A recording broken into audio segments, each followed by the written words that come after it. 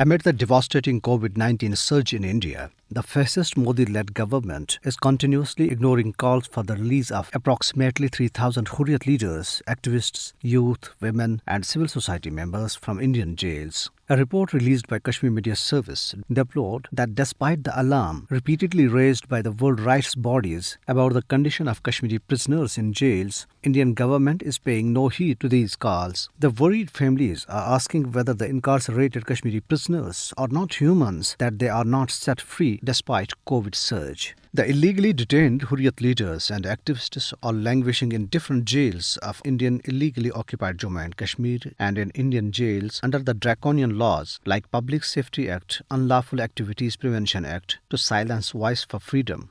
Most of the detainees are suffering from multiple ailments. All these detainees have been implicated in false cases. The report said that families of the political prisoners have been running from pillar to post, fighting for the release of their dear ones, and now fear coronavirus has put them in jeopardy. The report said that horrific tales of Kashmiri detainees emerge now and then from Indian jails, where detained Hurriyat leaders are not allowed to even take part in the last rites of their loved ones in Indian illegally occupied Jammu and Kashmir. Modi-led Indian regime is turning a blind eye to the genuine demand for the release of Kashmiri prisoners amid spread of deadly coronavirus in jails. New Delhi is deliberately prolonging unlawful detention of Kashmiris imprisoned in faraway jails in India to make their plight invisible to the world at large for their political beliefs. By doing so, Modi regime is openly violating Geneva Convention on Prisoners' Rights, which needs intervention by the international community for the release of detainees and also to punish India.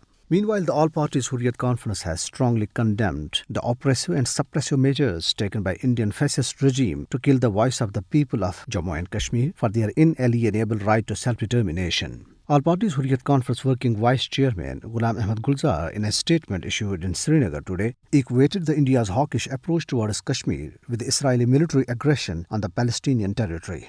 He urged the United Nations Secretary General and other world bodies working on human rights to impress upon India to stop genocide of the people of Jammu and Kashmir.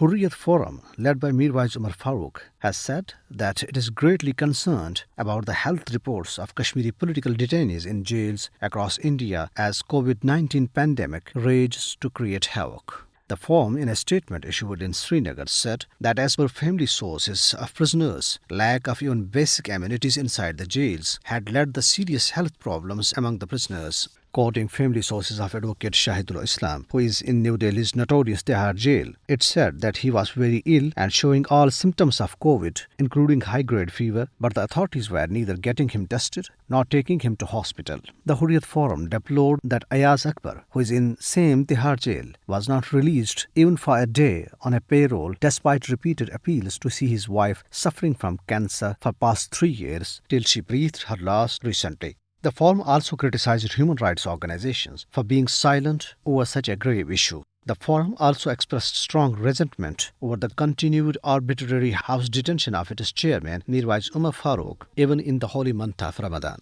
Hurriyat leaders Khwaja Firdaus Ahmed, Khadim Hussain, rights defender Mohammad Hassan Onto, Jammu and Kashmir Employees Movement and Kashmir Council Europe chairman Ali Raza Saeed, in their statements expressed serious concern over the threat to the lives of jailed Kashmiris amid exponential rise in corona cases.